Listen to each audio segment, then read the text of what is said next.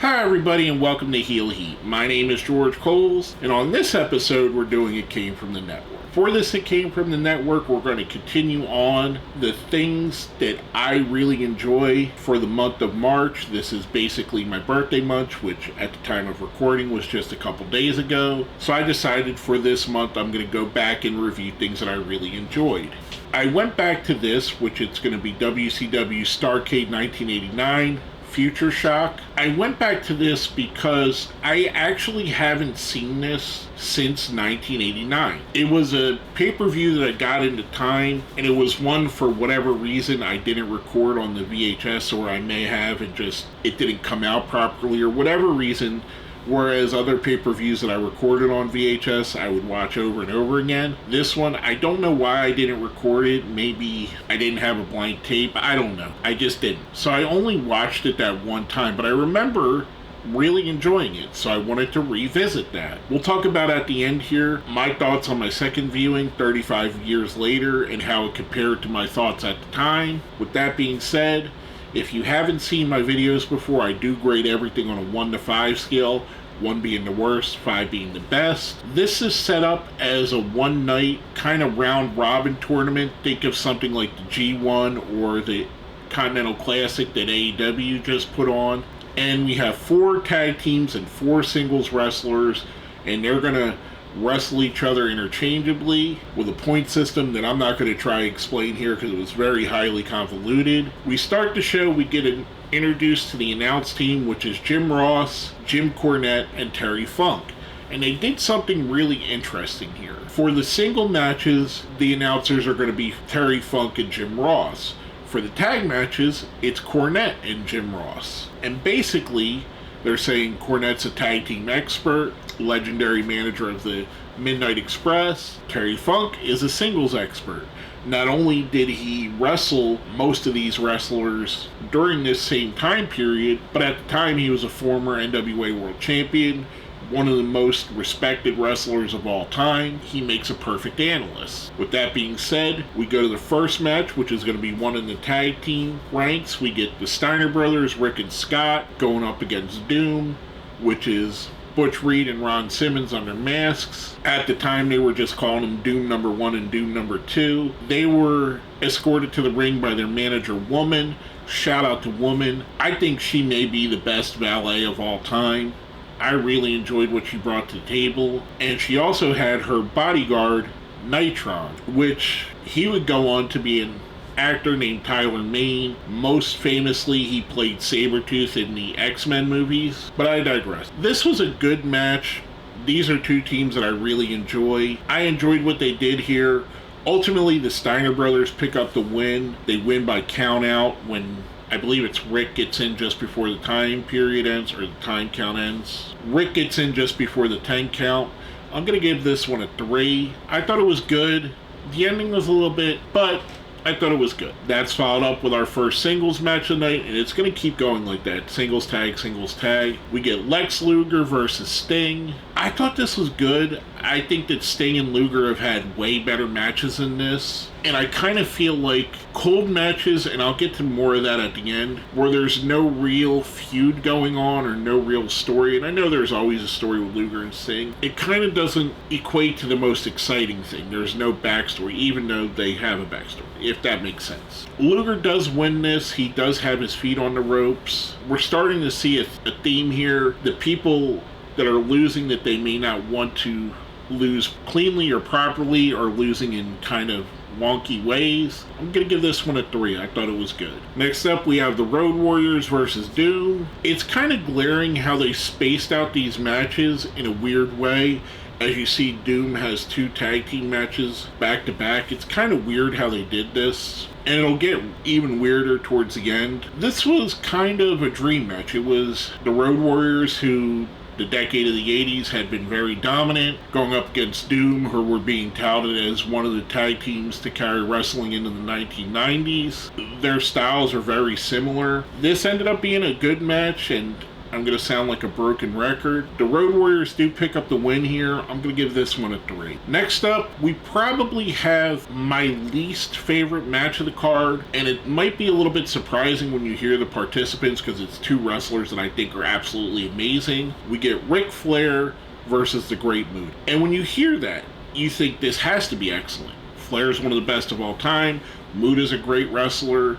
He's easily one of the greatest imports from Japan to ever come to America, and even in Japan his career is legendary. Here's where it goes off the rails. These 2 guys were feuding, and part of it, the Andersons, Ole and Arn, get into a thing with Buzz Sawyer and the Dragon Master on the side of the ring. The whole total of the match goes less than 2 minutes with 2 guys that you know can wrestle for an hour. The other thing that we're going to talk about that made no sense at all here is Muta lost here for the first time in WCW. He was undefeated. Ric Flair does pick up the win. So for someone like the Great Muta, who was being built up as a future star and had that aura to him, for him to randomly lose in a random tournament match that goes less than 2 minutes and is going to be mostly forgotten really takes away from that importance. It would have been better served if maybe he made it to the final match and him and his all-time rival Sting are there and Sting gets that first win in an epic battle. It would make more sense. It didn't here. I'm going to give this match a 2. It is my least favorite match of the card. I just hate that I even have to rank it that low. That's followed up with the Steiner Brothers versus the Legion of Doom, the Road Warriors. And again, this was another match of the new dominant tag team versus the existing dominant tag team. A lot is played up as their friends during the match. It makes sense because at the time,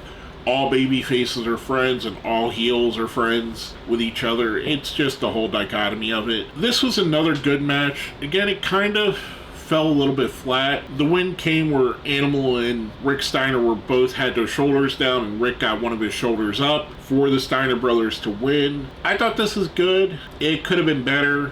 I enjoyed it though. I'm giving it a 3. Next up, our next singles match. We get a feud that I think is a great feud and one of my favorites of all time. Sting versus the Great Muta. And this did not disappoint. This was another really good match with the 2. Yes, they've definitely had more matches that I would consider better than this, but this was a great example of 2 guys who are going to carry the next decade of wrestling, each in their respective companies, either Sting in World Championship Wrestling or Muta in New Japan. They both were the flag bearers for that decade. I really enjoy this, and not surprisingly, but a little bit shockingly, Sting does pick up the win here, giving Muta his second solo loss. Again, something that should feel important. I do enjoy the match though. I'm going to give it a 4. Next up, we have a team that they called 2 different things during the show. The New Wild Samoans, or the Samoan SWAT team. It's Fatu, who would go on to become Rikishi later, and the Samoan Savage, who was previously the Tonga Kid, who are twin brothers, which is kind of cool when you know that Rikishi's sons, the Usos, are twins. It's not as obvious that these 2 are twins as the Usos. I think the Usos more closely look like each other. They're going up against Doom in a heel versus heel match. The Samoan team was a replacement for the Skyscrapers because I believe Danny Spivey got injured. Or was it Sid Vicious? Sid Vicious is the one that got injured. They mentioned it on commentary. This is another good match. Couldn't say much else about it. The Wild Samoans, which is what we'll call them from here out, win the match. I'm going to give this one a 3. And you're going to see what I was talking about with how these were paced out, because the Wild Samoans have the next 3 tag matches. It's just weird how they did it. I kind of wonder if, because of the injury to Sid Vicious, they may have had another idea, but it doesn't make sense because in the beginning of the show, it announced them and it showed them. I don't know. I don't know why they did it this way. That's followed up with our next singles match. We get Ric Flair versus Lex Luger. This is another matchup that I think is one of those classics of WCW. Luger and Flair had been allies, they had been enemies, they'll be allies again, they'll be enemies again. It's an ongoing power struggle, and it's a story that I think always works. Ric Flair, the older, wiser, more conniving wrestler versus Lex Luger, the younger, stronger, maybe more hot-headed wrestler. I think this was a really good match. This is probably my second favorite match of the show, and it was really fun. and they went the entire 15 minutes to a draw, which was kind of interesting. There's a lot of these matches that go close to the 15 minutes or within a minute of being a draw, and for them to pull this out here, because all the matches had a 15-minute time limit, and I enjoy the fact that they would say over the announce system the time left. I know it's something that gets done here and there in wrestling now. I wish they would do it on every match, so that way when a time limit draw does appear, it doesn't feel like it's obvious. They went to a draw here. I thought this was really good. It's probably my second favorite match of the show. I'm giving it a 4. Next up, we have the New Wild Samoans going up against the Steiner Brothers. This was an interesting match. I think it was good. I think it was hampered a bit by the timing of it. I kind of feel like they wanted to keep the Wild Samoans strong without necessarily also giving the Steiners a loss, if that makes sense. And that's one of the problems with running a tournament like this. There can only be one winner, and all the rest of the people are going to be losers. And when it's done right, like the G1 with New Japan, which is over several weeks, you could build storylines over individual matches. When it's done like this over one night, it's just one team's better than the other. The Samoans do pick up a win in a way that I don't think you're ever going to see again. The Steiner brothers get disqualified because Rick Steiner gets in the ring and he's not the legal man. They get disqualified for that, for him having offense there. I don't think you're ever going to see that finish again. It's another wonky finish, another save face finish. I'm going to give this match a 3. I thought it was good.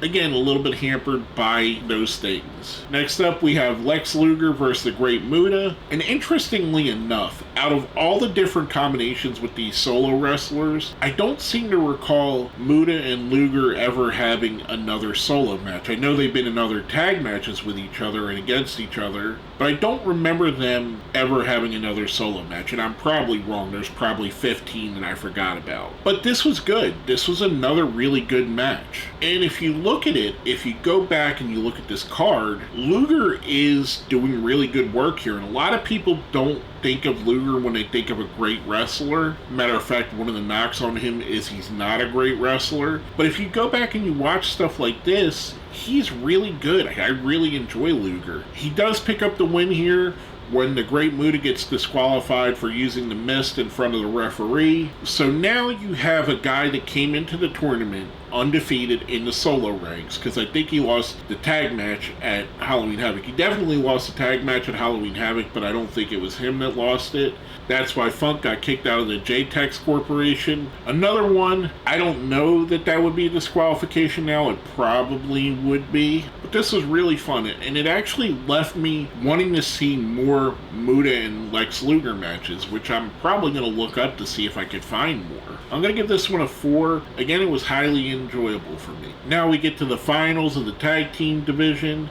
We get the Road Warriors versus the Wild Samoans, and it was convoluted. There was a whole thing. If the Samoans win, they could win the tournament. If the Road Warriors went a certain way, it was all convoluted. Basically, the winner of the tournament is going to be determined by this match, and the Steiners are involved too, because they could win in some way. They explain it on commentary, but it's hard to explain. This is another match that was good, but didn't quite get to where I think it could have been. The Road Warriors do pick up the win here, which to me is not surprising. I'm giving this one a 3. Then we get to the final match of the card. We have Sting versus Ric Flair. This was another one where if Sting wins, he wins the tournament. If Flair wins, he wins the tournament. And this is Sting and Ric Flair. Easily WCW's best feud. Now, is this their best match? No. Is this one of their best matches? Probably not. But it's still Sting and Ric Flair. It's still a great match. It's still a classic rivalry. Anytime you could see these two in the ring together, it's definitely worth watching. I thought this was really fun. Sting does pick up the win here. Afterwards, Ole and Arn Anderson come down, and this was when they were a face horseman group, and they kind of insinuate that they're gonna have Sting be a horseman. They hold up the 4 and then hold up his hands and then hold up the 4 again. It's not mentioned on commentary. I know he had became a horseman not long after this, but I kind of wonder if, thinking back, and I don't remember exactly, if this was the genesis of him being a horseman. I know they had teamed him and Flair before this, but was this where the route to him being a horseman started? I'm going to give this match a 4. This was my favorite match of the card. I thought it was rather enjoyable. Overall, I think this did suffer. I think without there being real consequences like a title shot or a championship on the line or anything of that nature, like something the G1 has a title shot that's tied to it. The Continental Classic had a championship that was tied to it. The Owen Hart tournament that's in AEW every year has trophies that are tied to it, and it almost feels like its own thing.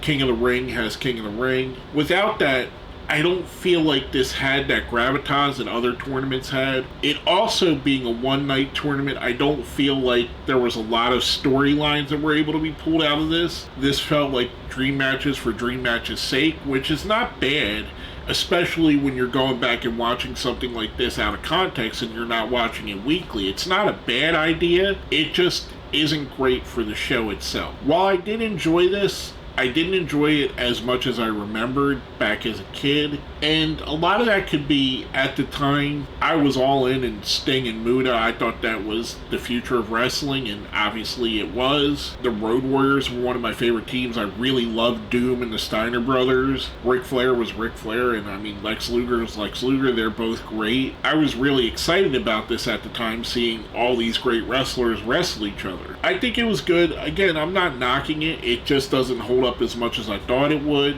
I'm going to give it overall a 3. I do think it's good, and I think there is some good stuff to watch here, but I definitely understand why they never went back to this concept and never did another, I guess, Future Shock pay-per-view or version of Starrcade. I've heard people say that this is one of their least favorite Starrcades, and that always kind of puzzled me because I always remembered enjoying it. And I'm not going to say it's one of the worst Starrcades, but it's definitely not one of the better ones. It's one of the ones that's just there. And that's kind of how these matches feel. You're not getting the best Steiner Brothers and Road Warriors match you're ever going to see. You're not getting the best Doom versus Steiner Brothers match. You're not getting the best Flair and Muta match. You're not getting the best Luger and Flair match. They're just there. And that's what could have been helped with more storyline, more individual matches. Because when you look at this up and down the card, it's dream match after dream match. It just doesn't feel that way. It doesn't feel special. With that being said, if you made it here to the end, let's smash that like button, share the video, subscribe if you haven't. If you see where it says join, that's how you become a member. Becoming a member definitely helps the channel out. Shout out to Chris. Thank you, my friend, for becoming a member. If you made it here, let me know what your thoughts on a one-night kind of round-robin tournament are. Would you enjoy this concept? Is this something you'd like to see them bring back? Let me know down here in the comments. With all that being said, my name is George Coles, and this has been It Came From The Network.